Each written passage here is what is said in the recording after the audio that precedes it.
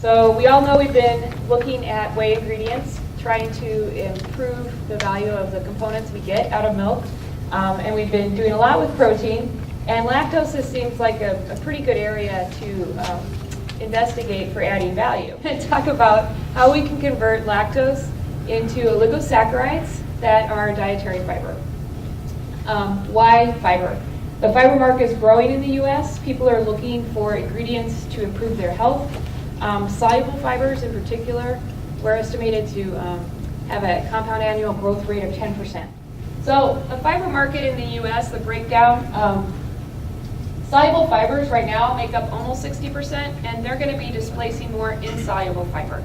I'll explain, what the differences are, but oligosaccharides, which is mainly fructooligosaccharides, FOS, and then inulin, which is also FOS, is basically just the natural product. Beta-glucan from oats, but those are really, they weren't existing as this percentage, 15 years ago. So this is kind of new, and it's because soluble fibers are so much easier to use and incorporate into food products. So of the soluble fibers, inulin really makes up the most. So Arafti and Sensus, they sell inulin and fructooligosaccharides. So they really are owning the market. Cargill, they have beta-glucan, and that's the percentage they have there, most of it. So a lot of you already have probably heard of GOS, galactooligosaccharides. That winds up in the others. So GTC Nutrition does show up. This is data from Frost and Sullivan. They actually mention them. But it's still pretty small. It's just a blip on the screen compared to the amount of inulin that's being incorporated into products. So what's a prebiotic? So has everybody heard of a prebiotic? Kind of? I used to always just think, okay, it's food for our good bacteria, but it's actually more than that. So they are fermented.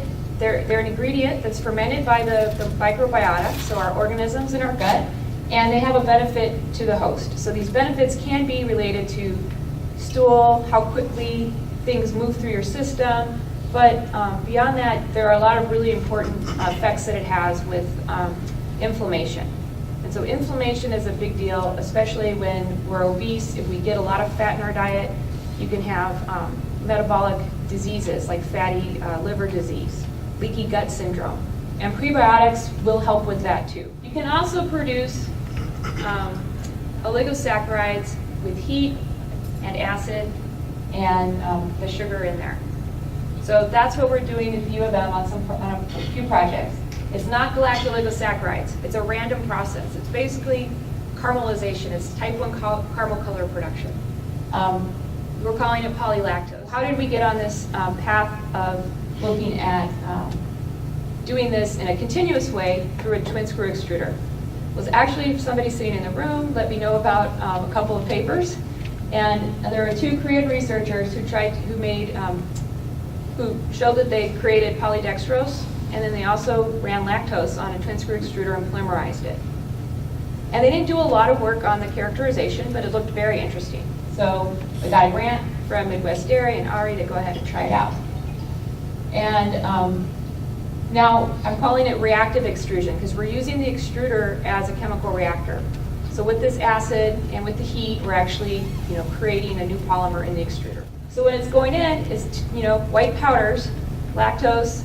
We're adding glucose too, and then we add the citric acid. And when it comes out, it looks like caramel. This looks kind of black here, but it's usually like a nice, pleasant kind of color. It's stringy. And then as soon as it cools, it hardens to look like toffee, like a hard glass. It's really easy to grind and make into a powder. We have to determine if there's a host, and then we're going to have to go through the same sort of safety evaluations and graft submission in order to get this to be ready for human food.